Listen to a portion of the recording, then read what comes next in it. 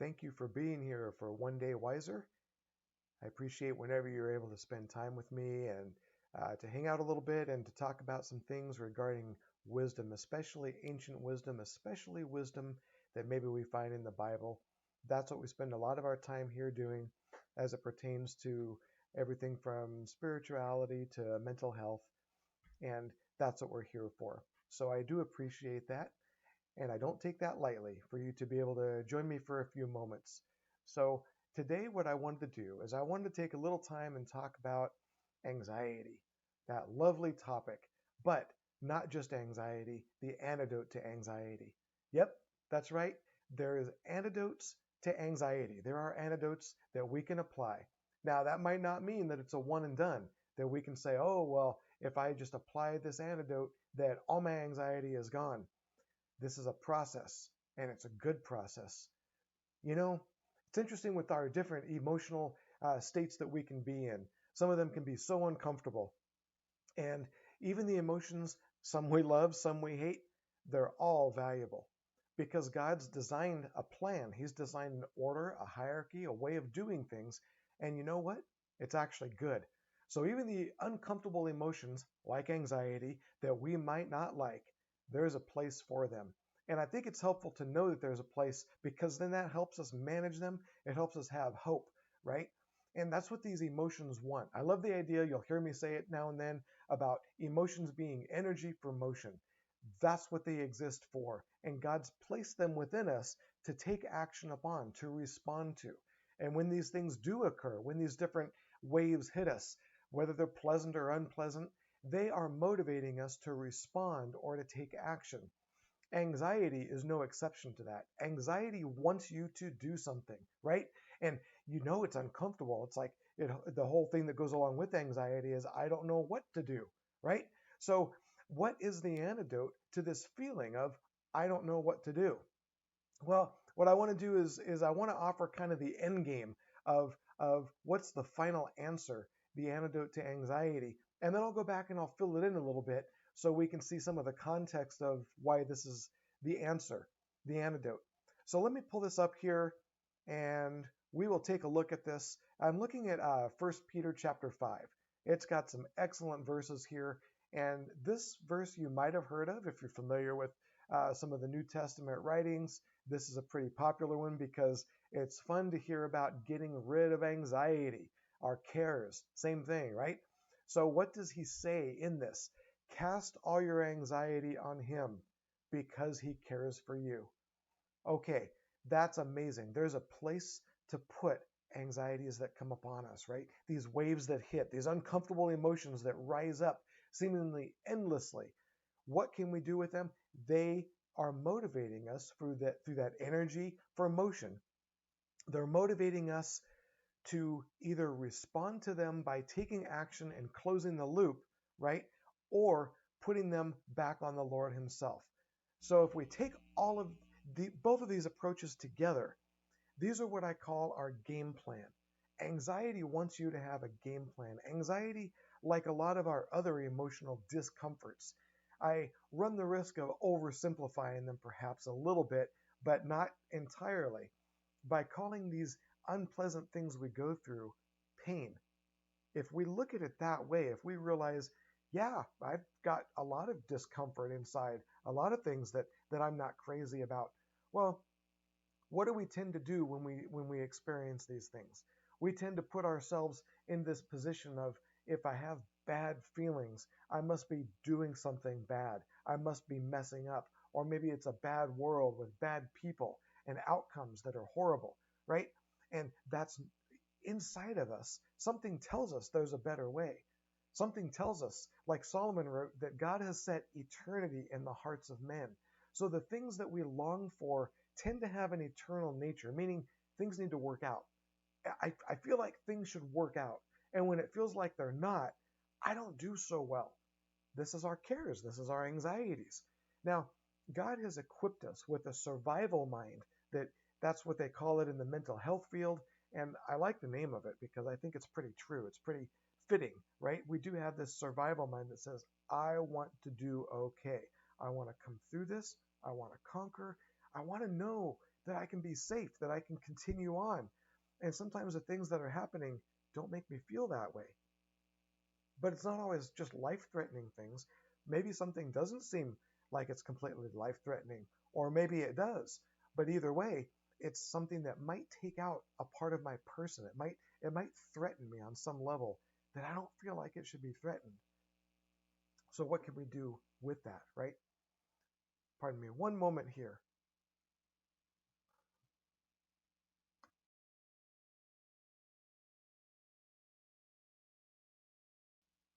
We're all human and we have things come up. I had to get something out there for a second.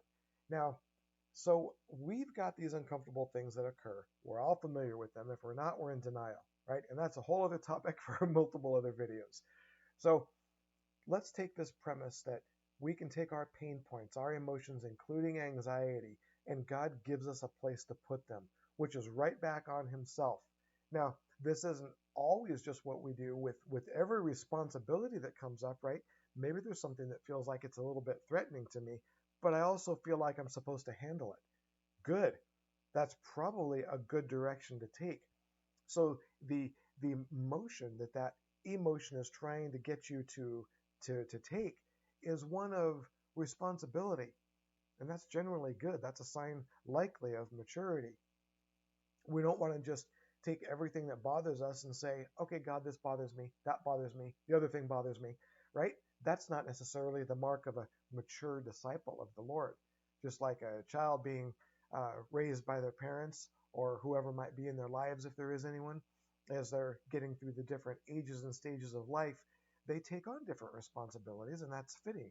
That's appropriate. So we do the same thing. We're in the process of figuring out what is my responsibility, how can I equip myself to handle these things, and how can I go forward in life. Now, when we're young, we need to hold the hands of a provider. We can't do it all ourselves. That's appropriate. We wouldn't expect a baby to go out and get a job or even to feed themselves, make a meal, right? So we start off by nurturing and providing, and they need that met. If they don't get it, they will not survive. But a baby isn't anxious about it, is it? It just trusts. Interesting. So maybe we can remember a little bit of that, because I think what happens is not so much that we need to learn from babies, right? We did know it, but we forget because our provision changes as our parents taper off in the care that they give to us. We take on more and more responsibility, but there's something still inside that's lacking. There's something that is missing, and that's not bad for something to be missing. Even back at creation, when God made Adam and Eve, he created the world, he set the stage, and it was a perfect stage. And at every stage he set, every day, it is good, it is good, it is good. He made light and dark, separated the water, separated the sky, all these things, made animals, made man, and said, it is good. When he first made Adam and he had him engage with all the animals and everything was good, it's interesting to note that God did say that there was one thing that was not good. It wasn't finished yet. Now, it doesn't mean that he did anything bad, but he actually said something was not good. That's fascinating, isn't it? In a perfect, like the ultimate idyllic, peaceful setting, it's basically paradise. There was still something that wasn't good. What wasn't good in a place where nothing was bad? Well, what wasn't good was for Adam to be alone. He was one of a kind. With the trees, he made many. With the waters, he made multiple. Just massive amount anyway. And yet, with man, with Adam, he had just made one at that point. And he stopped to pause and to take note that this is not good to stay this way, as good as it was. He wasn't anxious about it, but he noticed that there was something else that could be done. In our efforts to live our lives, that's a great model, because we can look at our lives and we can say, okay, God's made everything, it is good. He's made me, it is good. And yet, it seems like there's some things that are lacking, some things that need to be tended to. That's anxiety saying that there's unfinished business. You might have heard me say in either individual work together or other group uh, sessions, other videos, that oftentimes I'll refer to anxiety as being like ghosts. And that's how it feels, isn't it? Anxiety is something that needs to be done. And if you look at a ghost movie, oftentimes what happens is a family moves into a home, weird things start happening, they can't deal with it, they can't grab it and fix the problem. An expert comes in and says, there's an entity here and it has unfinished business. They find out, well, what is the business? How do we finish it? They help go through all that. And eventually, now that entity can transition to where it needs to go and leave them alone. That is a great metaphor and picture of anxiety. It's unfinished business. And that emotion is motivating you to finish the business.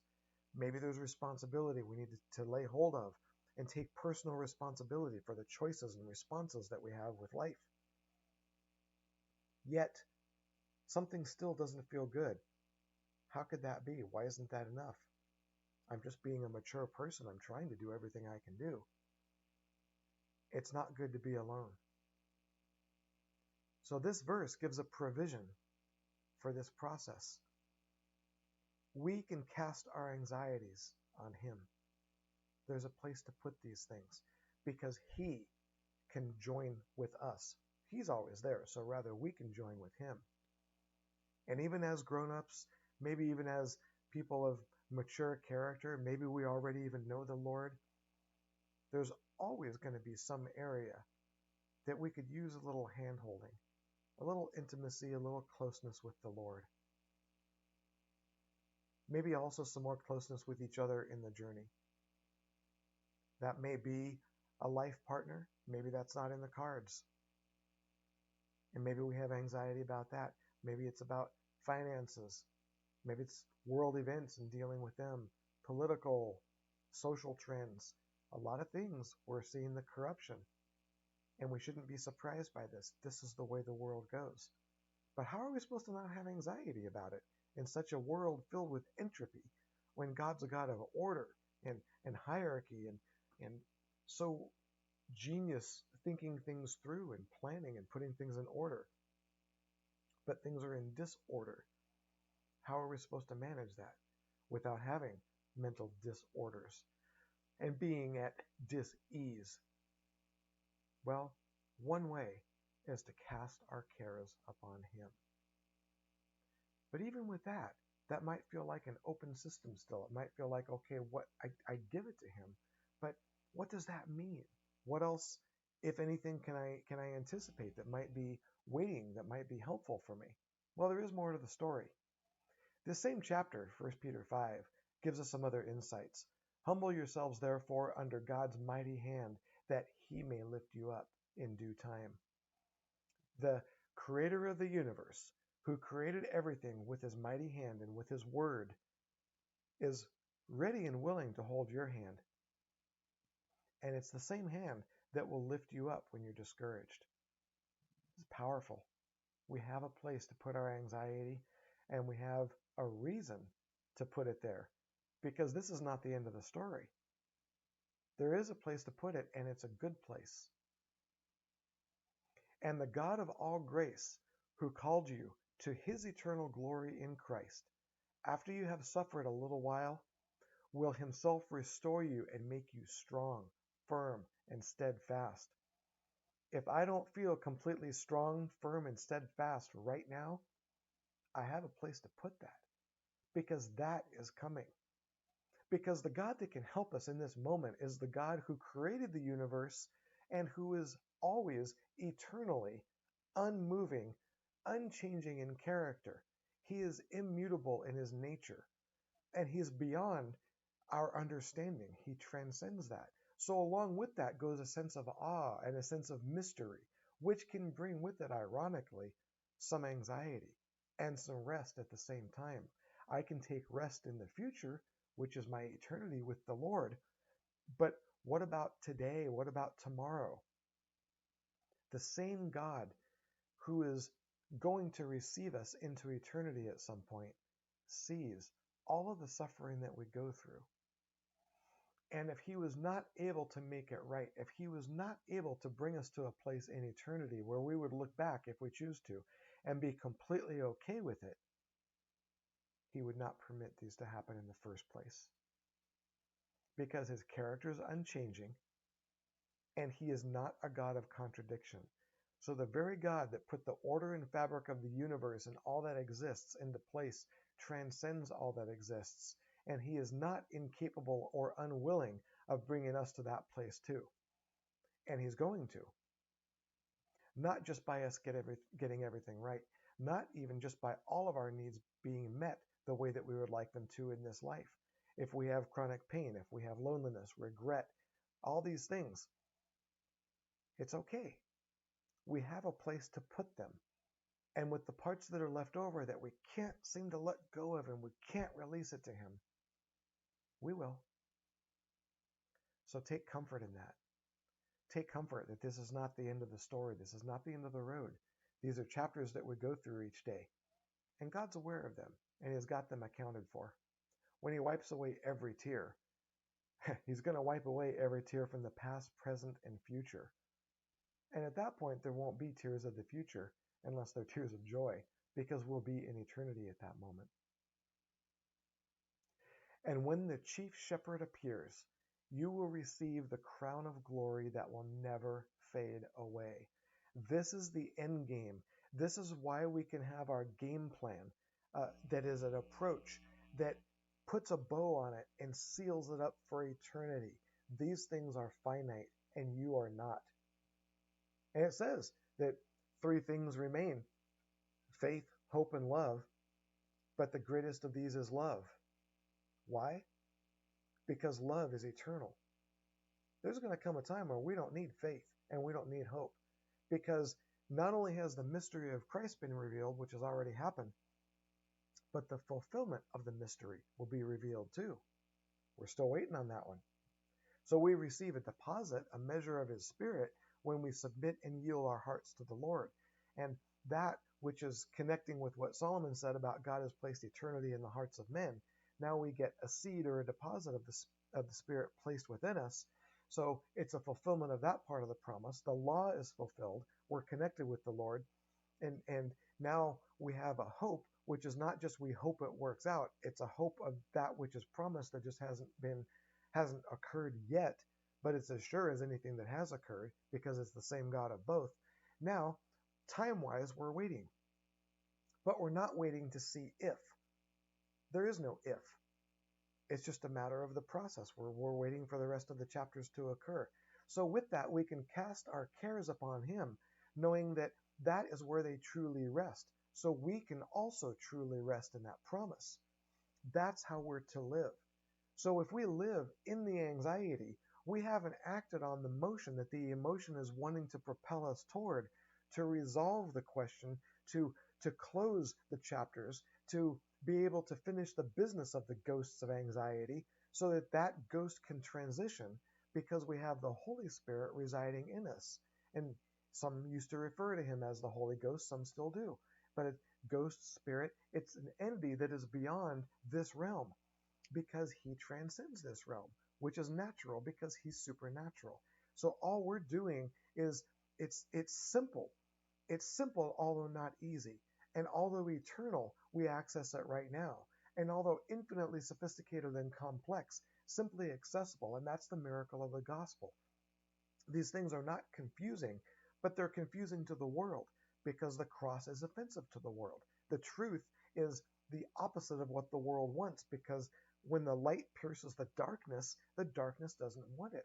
That's why Jesus could be perfect and also be crucified, because it was the hands of people who can pick apart even perfection, because they weren't ready to receive the truth and the light. And yet here was the truth that divides. It divides the bone and marrow. It's the word of the Spirit. It's a two-edged sword.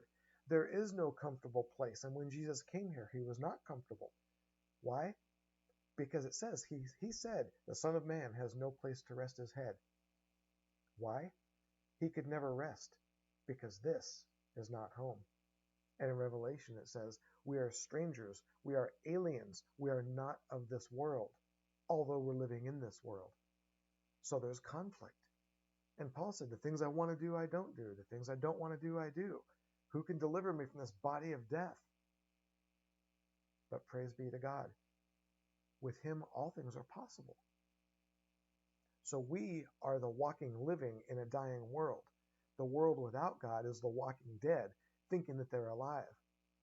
So should we be surprised when there's conflict on the highest orders imaginable? Not in the least. We're going to be surprised because it takes form that we're not expecting. But in the bigger picture of things, we know this is the way it goes. So thanks for bearing with me while I took a couple of different directions there, and some of these things could be explored a lot further. There's a lot to them.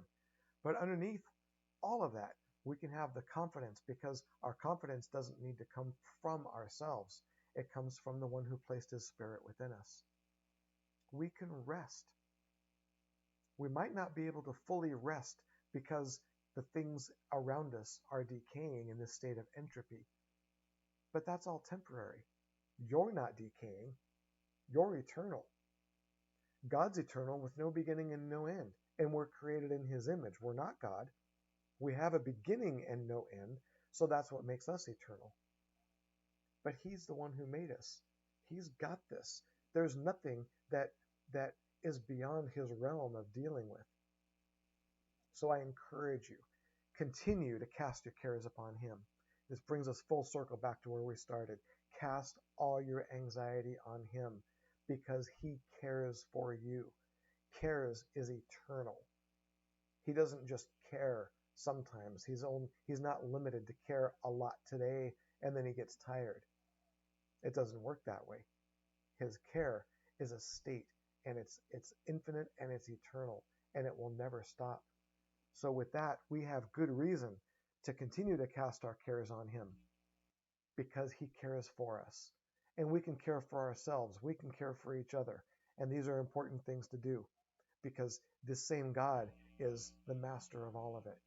He's in charge, and there's no limit to how he's got us in his hand.